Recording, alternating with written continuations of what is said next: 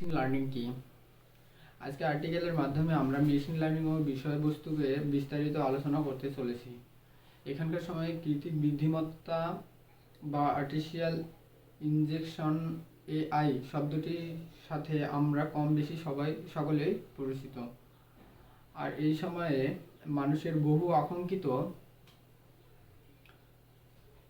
আকাঙ্ক্ষিত সময়ের সূচনা হয়েছে, অর্থাৎ আমরা রোবোটিক বা মেশিন যুগে পা দিয়ে ফেলেছি এবং এখান থেকে আমরা আমাদের দৈনন্দিন জীবনে কাজের অনেকটা অংশ মেশিন বা রোবটের সাহায্য নিয়ে করে থাকি। এখন থেকে আমরা দৈনন্দিন জীবনে কাজের অনেকটা অংশ মেশিন বা রোবটের সাহায্য করে নিয়ে থাকি।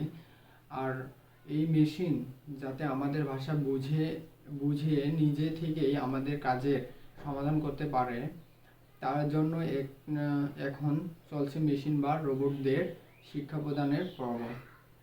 সুতরাং আজকে আমাদের এই আর্টিকেল আমরা সবিস্তারে আলোচনা করব মেশিন লার্নিং মানে কি এবং এর নানান গুরুত্বপূর্ণ দিক সম্পর্কে জানব।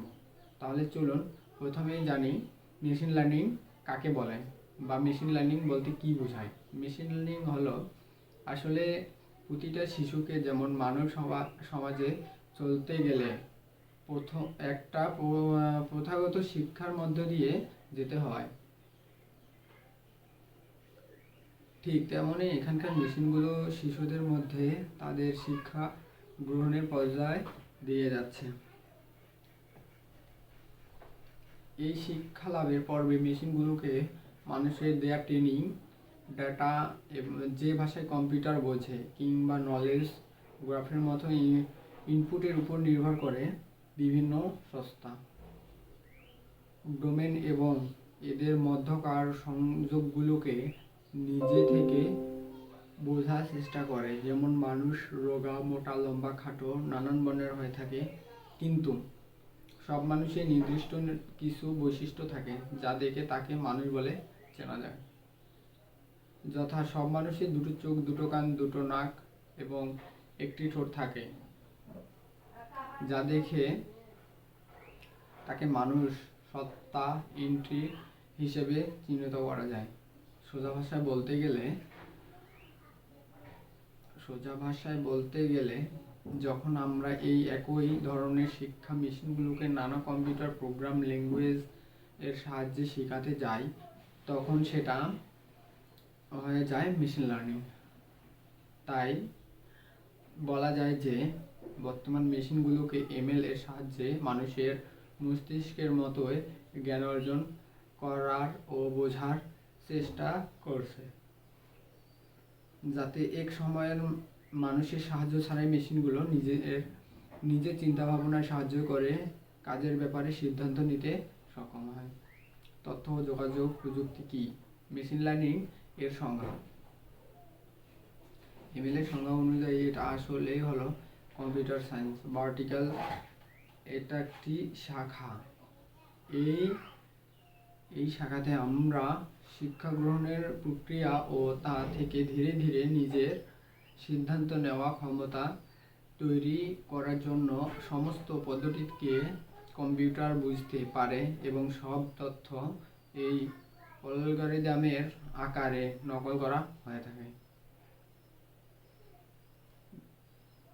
থাকে। এমনকি এই এমএল অ্যালগরিদম এতটাই উন্নত যে লার্নিং বা শেখার প্রক্রিয়ার সময়ে তারা উপলব্ধ নমুনার সংখ্যা, যেমন মেশিনকে শেখানো হলো 2+2 কত, 2+2 4, আর মেশিন নিজে থেকেই শিখলো 1+1+1 হলে 4। ফলাফল 4ই হয়। বাড়ানোর পাশাপাশি নিজে থেকেই শিক্ষাগুলোকে ভুল থেকে শেখা উন্নত করতে থাকে।